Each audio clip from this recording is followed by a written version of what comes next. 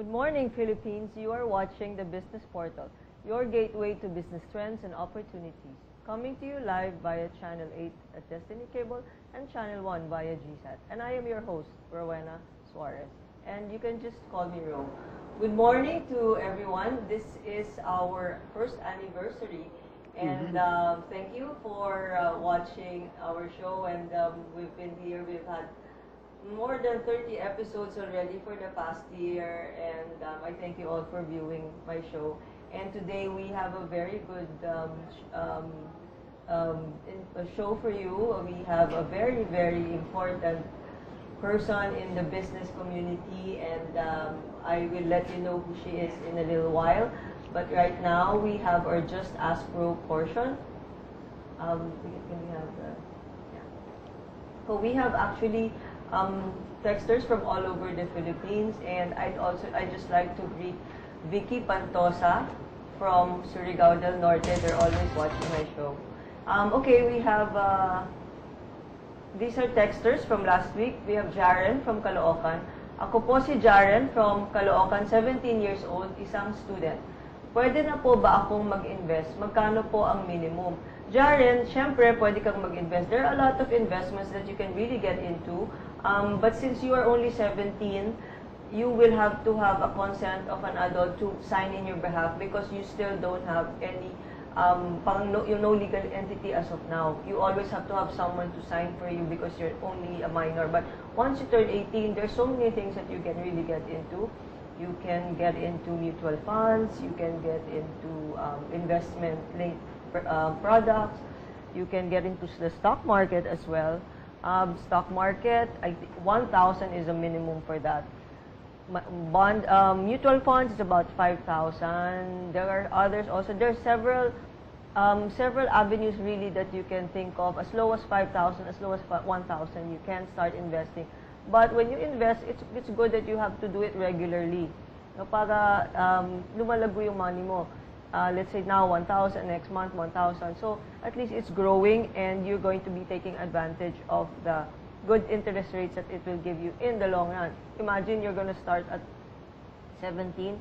Pagdating mo after 30 years, probably you're going to be a millionaire already by that time after 20 years. So that's good. You're thinking of saving. And then another texter ending number 5535. 5535. How can I avail of seminars on Forex? And another one from Jimmy. What is your company telephone number and address? Do you have free seminar? Actually, last week there were a lot of seminar. They were asking a lot about the seminar on Forex. And then there's another one from Weng. Hi, Ro. How much is the course? What is the schedule? Thanks. Okay, here's the answer to all your questions. On August 13, Saturday, 2 to 4 p.m., there is a seminar. So for more details, go to www.forestclubasia.com. And then another texter from number 6329.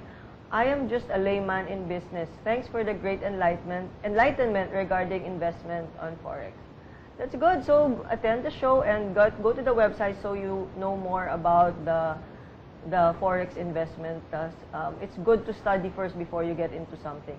And then I'd like to also say good morning to Vicky Pantosa of Surigao del Norte Women's Organization. Please watch this show today because all your questions will be answered by our guest today. For questions, you may get in touch with us through 0917-862-7576. That's 0917-862-7576. And you can email me at justaskro@gmail.com. And you can also follow me at Twitter, just_askro. You can also view the show on YouTube. We actually have a slide for that.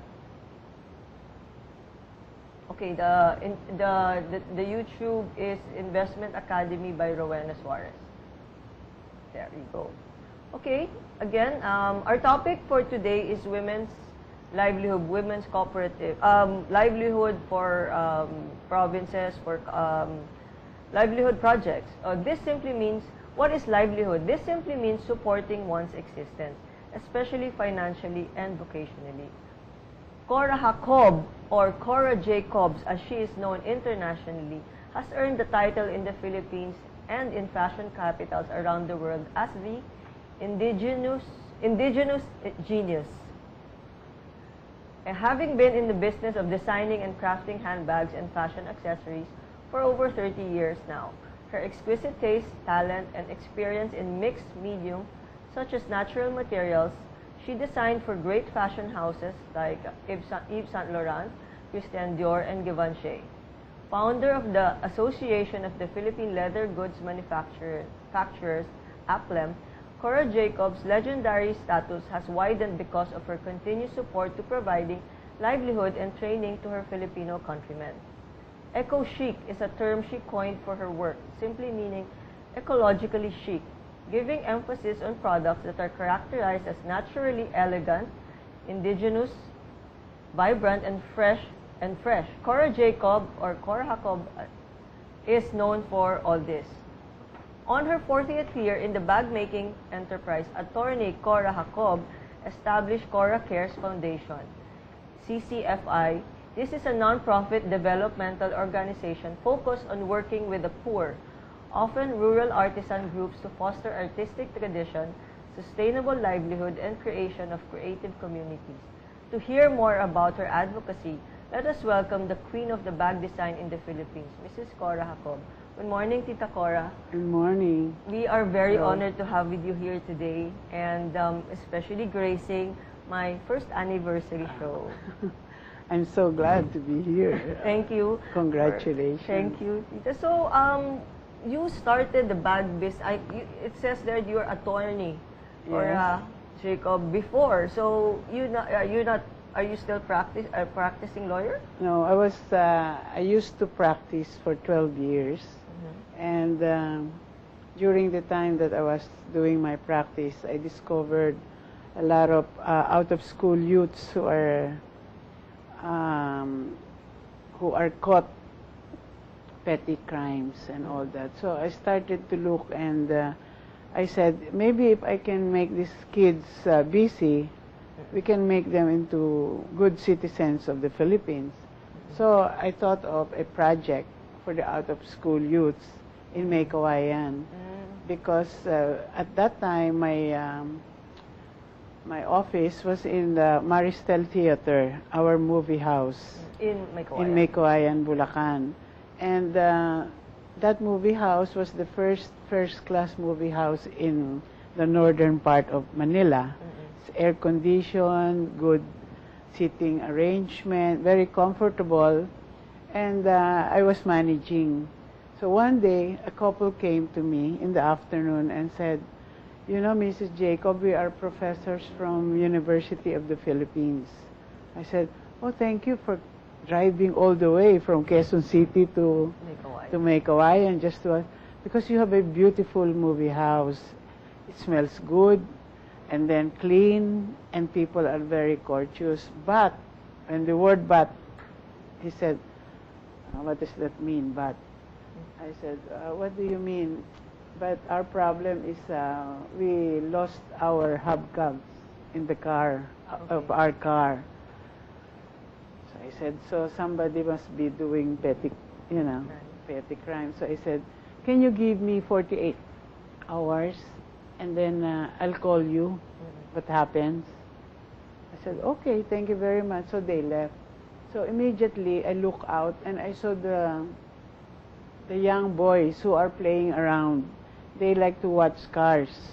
So who could be taking that except those watch your car boys? So I called for the head. His name is Romy, and I asked, Romy, are we friends or enemies? Mom, friends. Okay. No questions asked. I want all the hubcaps stolen be in my office tomorrow morning. So the next morning, I was surprised. I was expecting only for a set of hubcaps for one car. There were 16 hubcaps. Okay, so 4 cars. so 4 cars.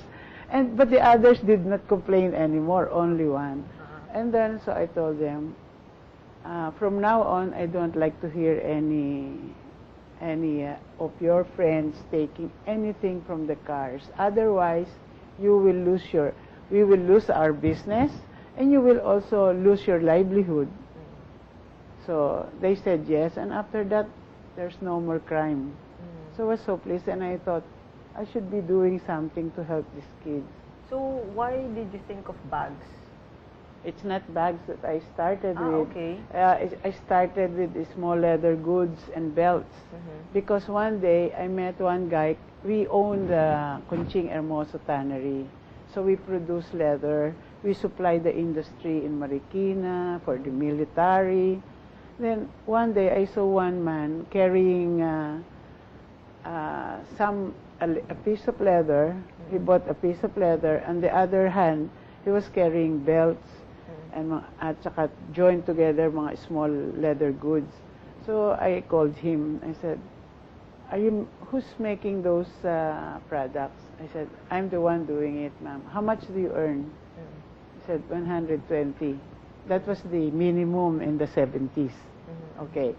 I told him, okay, what if I pay you 200 a day, as long as you teach these kids that I will bring to you, and you just teach them how to make these items.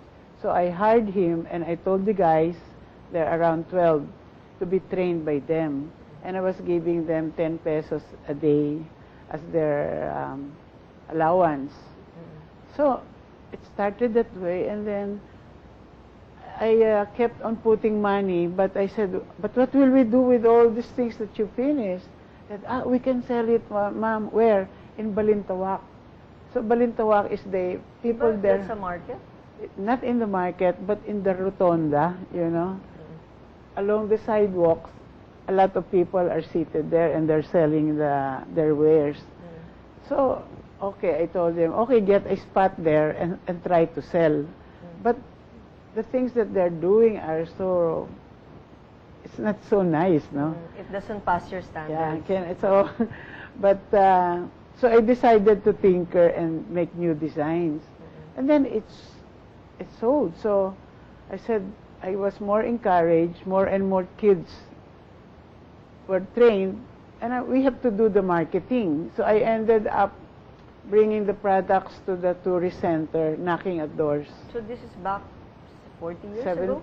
in the 70s, yeah. I see. So one time I designed we have a guest from Japan, and I designed a folder. And this guy I did not know was very important. His name is Mr. Minaguchi. He owns 1,500 stores in Japan. The brand names are Christian Dior, Morelli, puro high-end. So when he saw it, can I order from you, Cora? But I do not know how to do costing. Then how much do you think should I pay if I order 1,500 from you? I said $70. That's too much. But it just came out of my, I don't know how to compute. Yeah. So And how much was dollar then? about 4 to 1. 4 to 1. So Oo. 70 times 4, 210 pesos. Oo, pero that's very, very big money for the Philippines. 1,500 times 70, magkano yun? 1,500 Pieces okay. times 70. Oo. How much Sabihin is na lang that? sa atin sa 1,500. But and you started with the bags itself.